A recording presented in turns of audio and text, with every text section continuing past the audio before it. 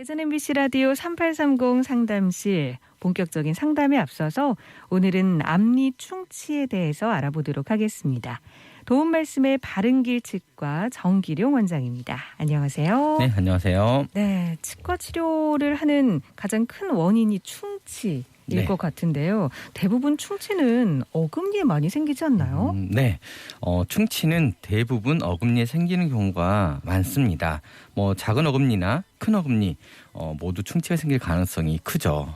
네, 그렇습니다. 앞니에 비해서 많이 생긴다는 말씀이신 거죠? 네, 그 앞니에 비해서 어금니에 충치가 생길 가능성은 10배 이상입니다. 맞네요. 네, 이게 왜냐하면요, 이게 어금니의 모양 때문인데요.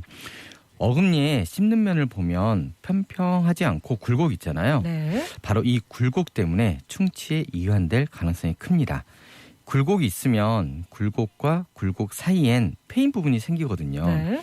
패인 부분에 음식물이나 치태가 더 많이 쌓이게 되고 결국 이곳에서부터 충치가 시작되는 것입니다. 사실 이걸 알고 계신 분들도 많거든요. 네네. 그래서 이 칫솔질을 굉장히 열심히 하시거든요. 네네. 이 패인 부분에 쌓인 음식물, 치태를 제거하려고 열심히 한다고 해도 네. 그런데도 충치가 생겼다 이런 분들도 많아요. 그렇죠. 네. 이게 굴곡과 굴곡 사이에 패인 부분이 깊다면 이 칫솔이 깊은 부위까지 들어가지 못할 수 있고요. 그럼 당연히 이곳에서부터 충치가 생기는 것입니다. 네. 그래서 이제 패인 부분이 깊다면 이걸 다른 말로 하면 홈이 깊다라고 할 수 있거든요. 그래서 충치가 생기기 전에 그 홈을 메꿔버리는 충치 예방 치료를 하기도 합니다. 이걸 치아 홈 메우기라고 하거든요. 네. 초등학생의 경우는요, 큰 어금니에 한해서 이런 치아 홈 메우기 치료가 건강보험 적용이 돼요. 그러면 비용 부담이 좀 적어지니까요. 네. 초등학생 자녀가 있다면 꼭 예방 치료를 해주시는 게 좋습니다. 네, 어금니에 충치가 생기기 쉬운 이유에 대해서 말씀해 주셨고 예방할 수 있는 방법 그리고 초기에 치료할 수 있는 방법도 알려주셨는데 자, 앞니 충치에 대해서 더 자세히 알아보도록 하겠습니다. 어금니보다 충치가 잘 생기지는 않지만 앞니에도 생기긴 하는 거잖아요. 그렇죠. 네. 앞니에도 충치는 생길 수 있습니다. 단지 이제 어금니에 비해서 잘 생기지 않는 것뿐이죠. 네. 어금니는 씹는 면에 굴곡이 있고 홈이 있어서 충치가 잘 생길 수 있는 모양이지만 앞니는 보면 매끈하면서 편평하잖아요. 네. 당연히 음식물이나 치태가 저류될 가능성이 낮습니다. 이러다 보니 충치가 잘 생기지 않는 게 당연하고요. 그런데 이럼에도 불구하고 앞니에 충치가 생기는 경우가 있는데요. 가장 흔한 경우는 앞니가 고르지 않고 겹쳐 있을 때입니다. 겹쳐 있을 때, 네. 겹쳐 있으면 칫솔질이 잘 안 될 것 같은데 그러면은 치태 제거도 잘 안 되겠어요? 네, 그렇죠. 앞니가 겹쳐 있으면 겹쳐 있는 부위를 깔끔하게 칫솔질하는 게 쉽지 않습니다. 당연히 치태가 많이 있겠죠. 네. 실제로 겹쳐 있는 부위를 치태를 염색하는 용액이 있는데 이 용액으로 테스트해 보면요. 주변에 비해서 치태가 굉장히 많이 있다는 걸 알 수 있거든요. 칫솔질이 잘 안 되는 곳은 당연히 충치가 생길 가능성이 큰 곳이기 때문에요. 치태가 겹쳐 있는 곳에 치태가 잘 제거되지 않으니까 당연히 충치가 생길 수 있는 겁니다. 그렇다면 충치가 생기기 전에 예방할 수 있는 방법은 어떤 게 있을까요? 가장 좋은 방법은요. 겹쳐 있는 앞니를 가지런하게 만들어주는 치아 교정입니다. 교정을 하는군요. 네, 하지만 치아 교정이라는 치료가 기간이 상당히 길잖아요. 그렇죠. 부분 교정을 하더라도 짧게는 3개월에서 길게는 1년까지 걸리니까요. 그러다 보니까 이제 선뜻 교정을 하기 어려운 부분이 있는 게 사실이에요. 네. 그렇지만 객관적으로 보면 앞니 치아 교정이 가장 좋은 예방 방법이긴 합니다. 그런데 이렇게 당장 교정을 하기 어렵다면 겹쳐 있는 부분에 생긴 치태를 매일매일 제거만 잘해주면 되거든요. 네. 이땐 칫솔질만으로는 안 되고요. 치실이 필요합니다. 네, 치실을 이용해서 겹쳐 있는 부위에 남아있는 치태를 잘 제거해주면 됩니다. 이 교정으로 가지런하게 치아를 놓지 않는 이상은 계속 네. 겹쳐 있을 테니까 네, 이렇게 그렇죠. 잘 제거해 주는 게 중요한데 그렇다면 치실은 칫솔질 할 때마다 매번 해줘야 할까요? 당연히 매번 해주는 게 좋겠지만 꼭 그렇지는 않습니다. 하루에 한 번 정도만 해줘도 되는데요. 대신에 하루에 딱 한 번 치실을 한다면 네. 그 시기는요 저녁이어야 합니다. 아, 저녁. 네, 충치는 대부분 수면 중에 시작이 되거든요. 자고 있는 동안에는 대부분 입을 다물고 있기 때문에요. 충치균의 활동이 왕성해집니다. 네. 그래서 취침 전에 치태를 제거해 주는 게 좋습니다.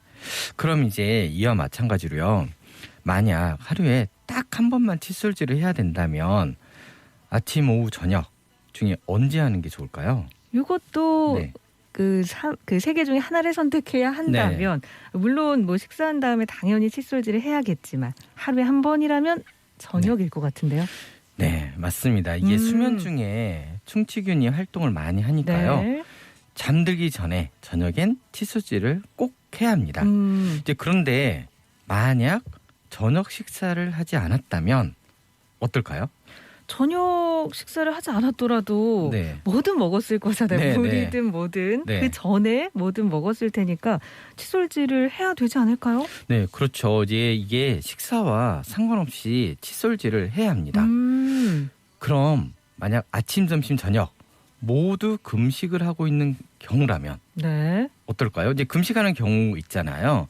이제 먹은 게 없으니까 칫솔질을 안 해도 될 것 같은데 라는 생각을 하실 수도 있는데요. 아, 이런 분들 많아요. 맞아요. 네. 안 드셨으니까 네네. 안 해도 된다. 그런데 이런 생각대로 칫솔질을 하지 않으면요.